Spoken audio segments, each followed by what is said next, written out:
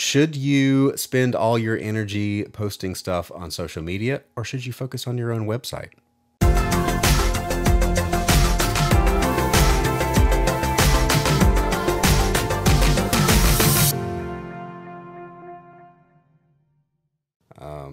There's been a lot of stuff going on recently about, mostly it has to do with politics, right? So, such and such YouTube or Twitter or Facebook, they're, banning or shadow banning this group and this group. You can go back and forth about it all day. That's not really the purpose of the video, but it does highlight one thing, and that is that no matter who you are, what's your beliefs about politics or religion or whatever it is, whatever message you're trying to get out there, the moment you put it on social media, you're posting it to a platform that you do not own. This is somebody else's sandbox. Now, the thing is, everybody is playing in this sandbox, and you're trying to communicate a message, your work, whatever, with the people who are coming and going out of the sandbox. And there's, well, pretty much the entire world is in these handful of sandboxes now. And it's been, what, 10 years really since the social media has really come into its own, and now it's kind of consolidated into, Twitter, Facebook, and YouTube. I'm probably missing one, but those are the big three, right? Those are, there's other things too, but those seem to be the most mainstream. And I think that even if you're not the type of person who would find yourself banned for objectionable content, for, you are competing with algorithms and things. And a change in that can seriously affect how you are able to get your message out on the platform. So the place that we're in now, I think, is that it's a good thing if you can get people to consistently go to your website. And this is something I've neglected for a while because I've sunk the last, 5-6 years in social media. And I think most people, especially artists, are like this. That's pretty much where we live. And then, oh yeah, I have a website.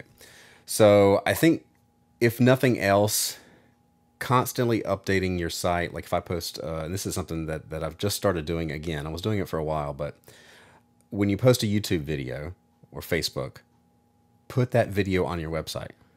It's super easy to use your own website to consolidate the things you're posting out there, instead of thinking of it in terms of I have to reinvent the wheel and do a new post. I got to do a blog post. I got to post something on my website, and I got to post on Twitter. And thinking of those things as separate things. Take the same ideas or the same thing and use your website as a place to collect them all. Now, it may be good to have an option to upload videos, if you're afraid you're going to get pulled for, whatever. I don't know. I don't know what you're doing. But having a copy, at least, of those videos so you can put them on your website without having to post the link to the YouTube video. But I really think that all along that should be what I should have been doing, is really building up the website. And the challenge is it's hard to get people to consistently go to websites. I think we all have apps on our phone. We've got the 3 or 4 things we like to look at. But I think if you have a website, because there's a handful the websites that I will actually go to.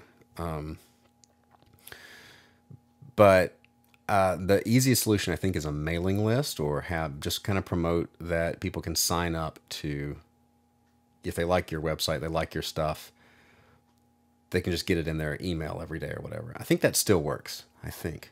But I guess the one tip for the creator who wants to drive traffic to your website and kind of have a hub that you control, because your website you paid for, that's your sandbox, and you want to invite people to come into your sandbox. But if you're using these other platforms and other people's sandbox, you kind of have to say, hey, come on over here. So if you can get people to come in and like what you're doing, that's a good thing. And if you only know people on YouTube, then maybe they don't follow you on Twitter, or they don't follow, if you're on YouTube and they don't know that you have Instagram, you post all that stuff that you're posting on those different platforms on your website. it would be a good strategy for getting more people on there. So that's kind of where I'm at right now. Hopefully that helps you. It's something to think about, especially if you're got all your stuff scattered and you're neglecting your own presence on the web in terms of a place that you own. And I think ownership is really important, especially if you're an artist, because you want to reap the benefits of your hard work without taking the chance that somebody you don't know in an office somewhere is going to click a button because they don't like you. So anyway, speaking of which, my website, my Twitter, and my fancy new lower third graphic. So anyway, thanks for watching, and subscribe, like, share, all that good stuff, and I'll see you next time.